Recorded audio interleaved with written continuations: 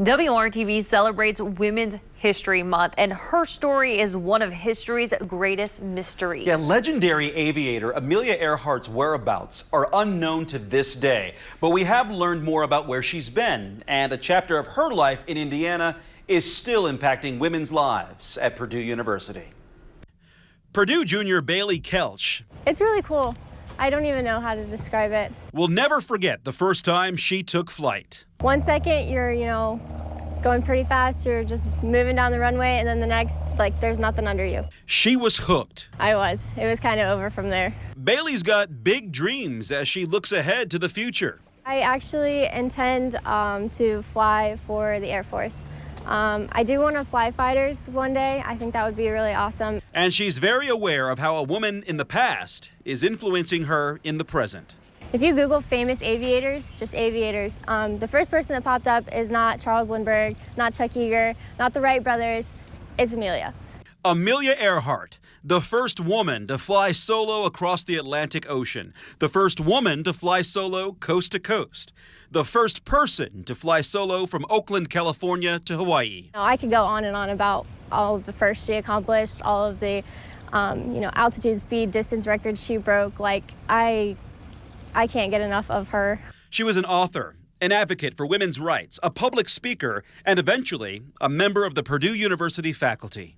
He invited her to come and be a visiting professor. In the early 1930s, Purdue President Edward Elliott saw Earhart speak at a women's conference in New York City about the importance of careers for women. The speech moved Elliott to recruit Earhart as a career counselor for women and an aeronautics advisor.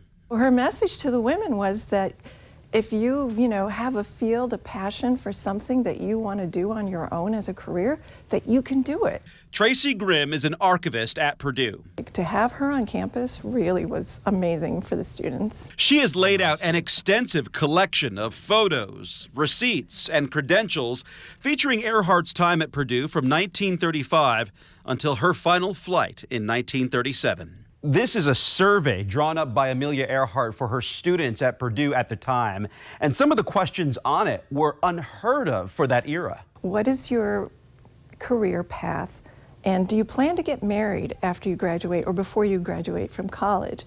And if you do, what if your husband won't allow you to work outside the home?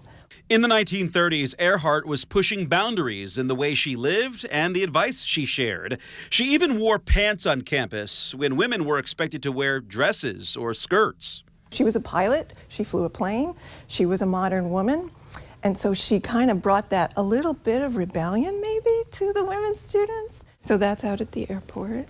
Other pieces of the collection include Earhart's pilot's license, a snapshot outside of Hangar 1 at the Purdue Airfield, where she parked the plane that eventually vanished with her. It became known as the Flying Laboratory because Purdue is a research school, and so there were different experiments that Purdue wanted her to do on this world flight. And this is the plane that she went missing in. Yeah. It's the plane, and many people don't know that. Purdue University helped purchase the plane that she went missing in. Amelia Earhart and her navigator attempted a solo flight around the world in July of 1937. To this day, no one knows what happened on that fateful flight. But this document, a Coast Guard dispatch log in the Purdue collection, details one of the last known communications with Earhart and the Flying Laboratory. Being in aviation, obviously she's my role model, idol, For Bailey, this statue on Purdue's campus and the woman to whom it pays tribute is inspiration. She was a barrier breaker. She was, a pioneer. She never took no for an answer. She never settled. Purdue University worked with Earhart to raise money for the Lockheed Electra plane that became known as the Flying Laboratory. It was an expensive aircraft since it had to be specially outfitted for her around-the-world flight, which was doomed. To this day, in her honor, Purdue awards an annual Amelia Earhart Scholarship.